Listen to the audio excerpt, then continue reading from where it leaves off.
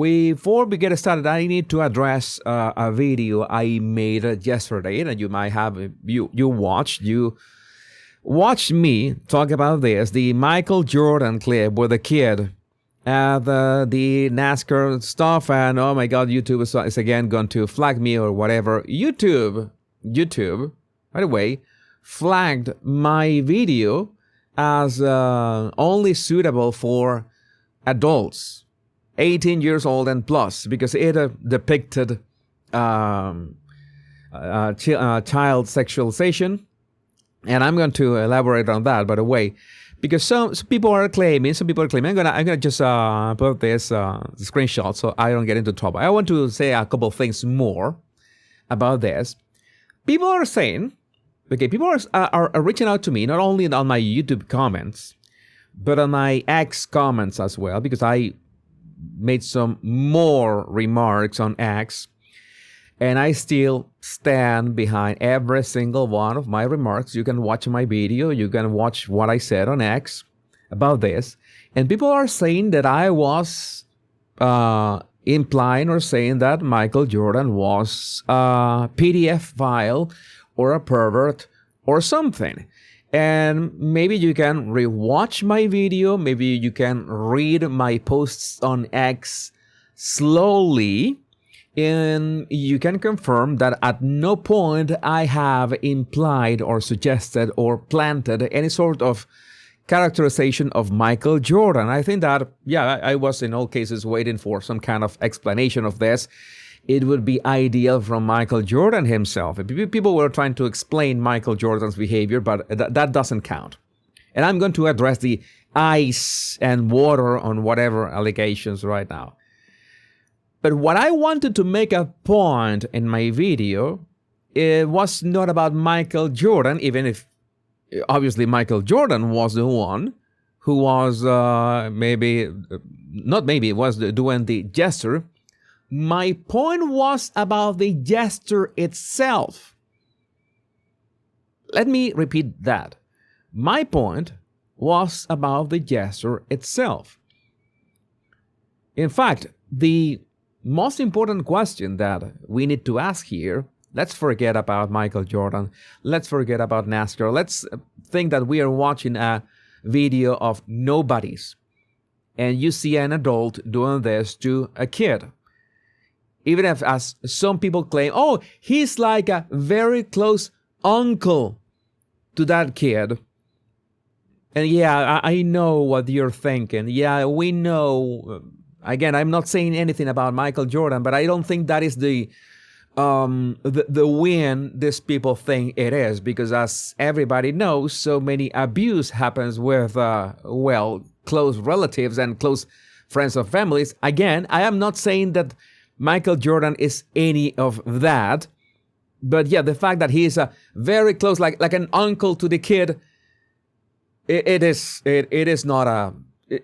neither a positive thing or a negative thing. It's like it's better save that for later. What I'm saying is like this is like that gesture when we were analyzing Erica Kirk when she put her hand on J.D. Vance's head. Many people were talking about that.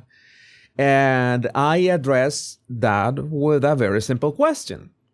If you were J.D. Vance's wife, would you be okay with Erica Kirk doing that? Or if you were Erica Kirk's husband, would you be okay with that gesture? You have to put yourself in the situation to make a better assessment. And in the case of Erica Kirk and J.D. Vance was funny because I noticed that many American body language bodies were not that much concerned about the gesture, but many Latinas body language bodies, they say that if a woman did that to their husbands, well, all hell would broke loose. Again, this is maybe a cultural thing. But then we come back to here. We come back and let's frame this as a question. What would happen if you saw an uncle, quote unquote, a family friend, quote unquote, doing this to your kid? That is the single most important question. You want to defend Michael Jordan. That was expected because we have the halo effect. I mean, Michael Jordan is one of those very few legends that have not been tainted by virtually anything, or at least anything that I remember. So if he is doing this sort of thing with a kid, it's breaking a streak that has lasted for decades. I mean, the guy is, as far as I know, 100% clean. And for all that we know, this could be, at the same time, nothing. But the problem is, again, the gesture. No matter if you are a close uncle, no matter if you are a close friend of the family, this is in no way, shape, or form an appropriate way to touch a kid. That is reality. That is regardless if you are Michael Jordan, or if you are Uncle, that creepy uncle that you see every now and then at family reunions. That doesn't matter. The gesture in itself is wrong. You don't touch a kid like that, regardless anything. And then you have, of course, the problem with the optics. I said this, and then people were calling me a PDF file that I was projecting my proclivities into this. It was a nothing burger. And I could imagine, imagine that I made the same video, because this is how this was expected. Imagine that I make the same video and I say that this is nothing. This is nothing to see here. And I go with the ice narrative and whatever. It was a block of ice that, I don't know, some people are some kind of X-Men, that they have X-ray view, and they saw some said blocks of ice, some said bags of ice. I never saw any sort of ice or anything falling from the kid's shirt. But yeah, my point is exactly that. If I had said that there's nothing to see here, that this gesture is totally normal, which would be the opposite of what I stand for, people would also have called me a PDF file, which is funny. So no matter what I say, my official stance, that I still uphold, stand by, is that no, you don't do this. You don't do this. And again, YouTube tagged my video on Michael Jordan doing this. He tagged it as only for 18 years old and over. And it was not because of my words, because I was addressing the gesture itself and nothing else. I did not assign this any sort of any other meaning. I just said this is wrong. And YouTube itself, the YouTube algorithm said, you know what, this is way worse than you are saying this, Jesus. We cannot allow you to monetize this, and we have to throttle the outrage of this video. And I can show you that the video was killed like 1 hour after I posted that.